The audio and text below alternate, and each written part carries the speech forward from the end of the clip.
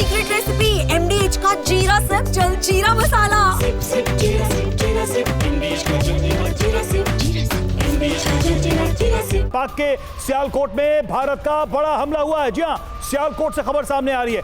भारत ने Pakistani launch pad को उड़ा दिया है। ये बड़ी जानकारी हम आपको दे रहे हैं। तो देखिए किस तरह से पाकिस्तान को भारत का जवाब मिल रहा है। लॉन्च पैड को उड़ा दिया है। मनीष बताइए।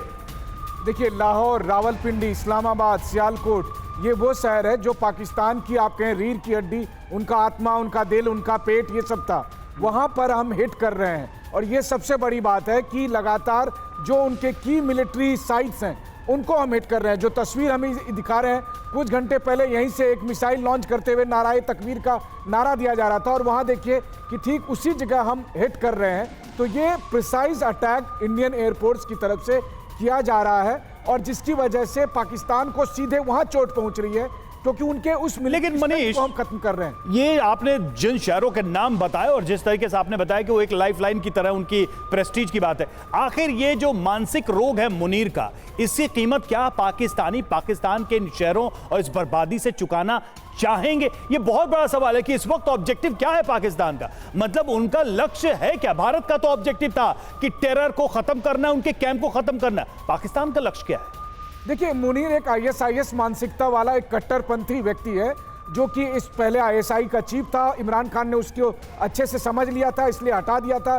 फिर वो आर्मी चीफ बन गया और उसको जंग चाहिए, उसको खून चाहिए, उसको ये लगता है कि हर हालत में उसकी पोजीशन मजबूत होनी चाहिए, भले पाकिस्तान तबाह हो जाए। और वो उसी दिशा में आगे बढ़ रहा है। इसीलिए आज देखिए कि अमेरिका नहीं तो क्या पूरे पाकिस्तान में इस पागल मुनीर का इलाज करने वाला कोई नहीं है? ये कैसा देश है? और क्या वाकई में ये समझा जाए कि ऊपर से नीचे तक, इवन पब्लिक में भी, क्या वो अनरेस्ट नहीं है कि भाई हमारा देश मत बर्बाद करो अपने पागलपन के चक्कर में? ये कोई देश कैसे अफोर्ड कर सकता है? देखिए, सीधी सी बात है, अमेरिका के विदेश मंत्री पहले किसे फोन करते थे? शहबाज शरीफ को, पाकिस्तान के प्रधानमंत्री को। फिर उसे लगा कि अरे इसके हाथ में तो कोई पावर ही नहीं है, इससे बेकार बात करके मैं टाइम वेस्ट कर रहा हूं। फिर उसने किसको फोन किया अभी?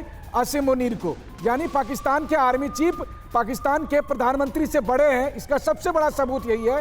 क्या इसका मतलब ये है? क्या इसका मतलब है? मैं चाहूंगा सरदाना सर आप इस पर कमेंट करिए कि पाकिस्तान की सरकार अब वहां पर किसी काम की नहीं रही। जो फैसला लिया जा रहा है, जो किया जा रहा है, वो आसिम मुनीर की तरफ से, यही वजह उसका दिमागी स्क्रू टाइट करने के लिए मार्को रूबियो ने फोन करके आसिम मुनीर से बात की है।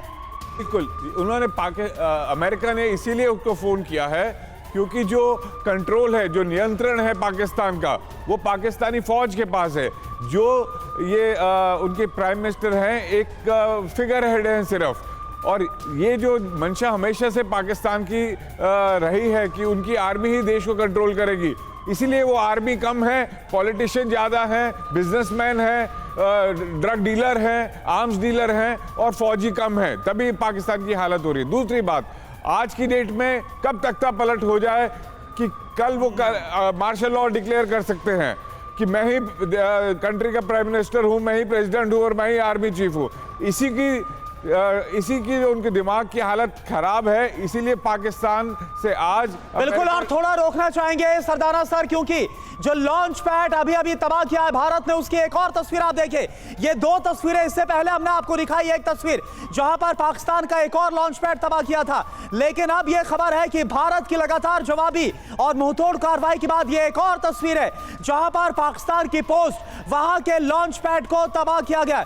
दो तस्वीरें आपके सामने, ये देखिए रवि, एक तरफ आपकी तरफ तस्वीर है जहां पर ये लॉन्च पैड है पाकिस्तानी पोस्ट और इससे आग और धुआं निकलता हुआ नजर आ रहा है। और यह आप देखें किस तरह से जो पूरा लॉन्च पैड है वो तबाह हो गया। तो हर एक तस्वीर जो सबसे पहले आ रही है वो इस वक्त हम दिखा रहे हैं। और मैं चाहूंगा सुमित, अगर आप हमें ज्वाइन करें और इन तस्वीरों को अगर आप एक्सप्लेन कर पाए कितनी बड़ी चोट ये पाकिस्तान को पहुंची है।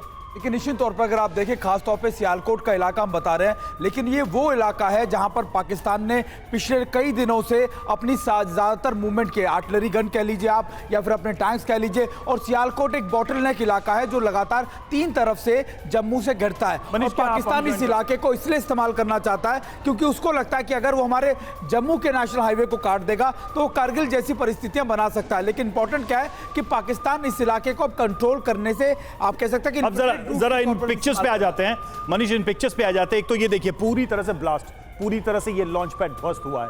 एक चीज तो साफ दिखाई दे रही कि ऐसे लॉन्च पैड को मल्टीपल तरीके से इस्तेमाल कर रहा है पाकिस्तान, तो इनको टारगेट करना बहुत जरूरी है।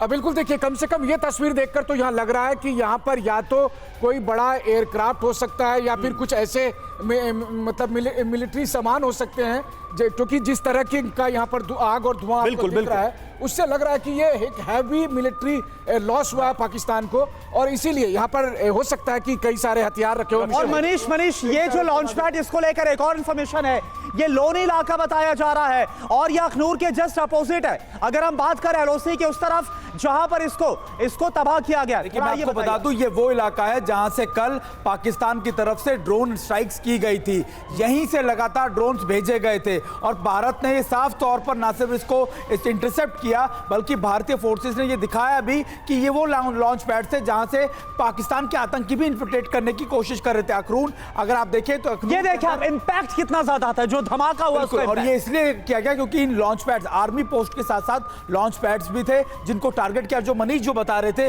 कि आप देखिए कि कितने ज्यादा आग आपको नजर आ रही होगी, दरअसल ये इक्विपमेंट थे, ये आर्म ड्रोन्स थे, इसीलिए आपको इतनी ज्यादा आग नजर आ रही है क्योंकि इनमें एक्सप्लोजिव था जो लगातार भारत के अलग अलग इलाकों में एक्सप्लोड करने के लिए इस्तेमाल किया जा रहा है। यानी एक साथ जो हमला है मनीष, वो आतंकवादियों के लॉन्च पैड्स प्लस साथ साथ जो वहां की सेना इसका इस्तेमाल करती है, दोनों के खिलाफ हो रहा है ये।